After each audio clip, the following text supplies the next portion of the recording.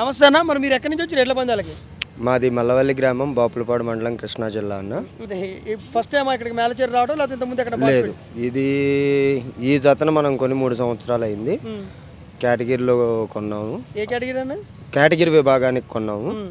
Category విభాగంలో ఆడాము. ఇక్కడ సబ్ జూనియర్ ఆడాను. మళ్ళీ ఇప్పుడు ఈ సంవత్సరం సీనియర్కి వేసాము. సీనియర్ విభాగానికి కూడా రావటం జరిగింది. ఇప్పుడు మీ పార్టిసిపేట్ చేసినా ఇంకా టైం ఉందా చేయాల్సింది?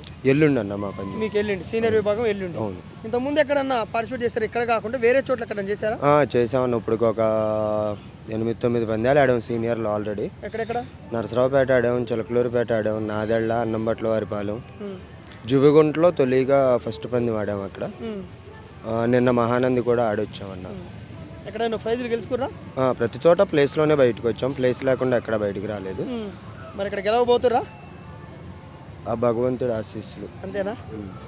తర్వాత ఇప్పుడు ఇవి జతలు ఉంటాయి కదా, ఇందులో రకాలు ఉంటాయి కదా. ఇప్పుడు ఇది సీనియర్ విభాగంలో ఎన్ని కేజీల బరువు అనుకుంటుంది? ఎన్ని క్వింటాలు? అట్లా ఏముండదు అన్న. అన్ని జతలకి అదే బరువు కదా. సీనియర్ విభాగంకి వచ్చి అన్ని జతలకి అదే రాయి ఉంటుంది. సుమారుగా వచ్చేసేసి 2 టన్నుల నుంచి పైన ఉంటుంది అనమాట సీనియర్ విభాగానికి బండ బరువు. వీటికి ఎలాంటి ఫీడ్ ఇస్తారు మీరు? ఇంత దృఢంగా ఇంత బలంగా ఉండడానికి ఎలాంటి ఫీడ్ ఇస్తారు? అందరూ పెట్టేదే అన్న, మనం స్పెషల్గా పెట్టేదే ఉండదు. ఏం పెడుతుంటారు? ఏముంది, ఉలవలు, పచ్చగా సొప్ప, వరిగడ్డి, కొద్దిగా పచ్చిగడ్డి, నార్మల్.